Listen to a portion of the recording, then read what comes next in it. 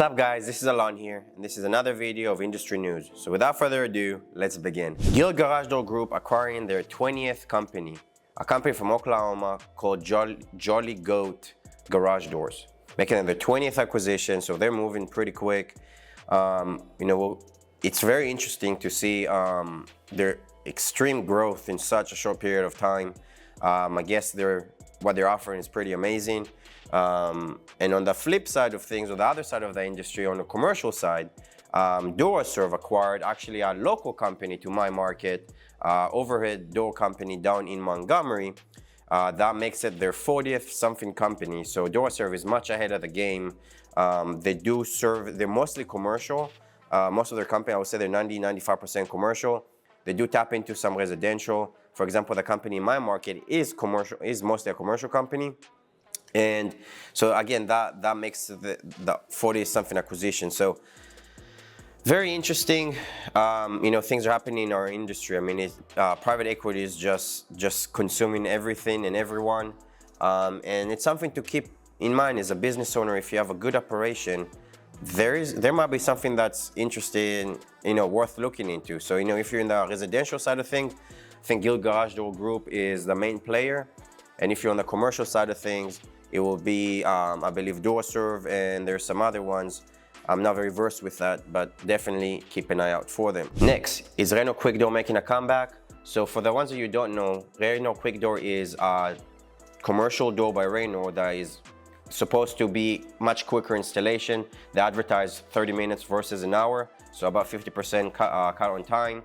And also, most importantly about this, what's unique about it is that the spring pad sits 16 inches above the header versus a normal full vert door. It will sit, a foot to 2 feet above, the height of the door. So let's say the door is 10 foot tall, then it'll be 10 foot plus a foot or two where the spring pad is, which makes maintenance work a lot more difficult, more complicated. You need a scissor lift and so on. So very unique door in that sense. The issue with it is that there's a 36 doors minimum order. Not sure if they're gonna lower it now that they're trying to make a comeback. And the reason why where I think they're trying to push it again is because I've seen a few articles, including on IDA magazine, that they're talking about it. I haven't seen it in my market again. I'm not sure if there is any new features or anything like that. But again, very cool door for the ones you do commercial. Definitely worth, and also maintenance plan. So you go and install so many doors, and you also have a service plan with it. I mean, you don't have to use a scissor lift. Things are reachable, much quicker, cutting installation time in half. So there's a lot of benefit to it. And the last thing I want to talk about, and that's just something to prepare for. So there have been, at June 4th, so almost 2 months ago, there was an increase on the tariffs from 25 to 50% on metal. And Clopay and mostly Clopay, but other manufacturers, a lot of them bring parts from overseas.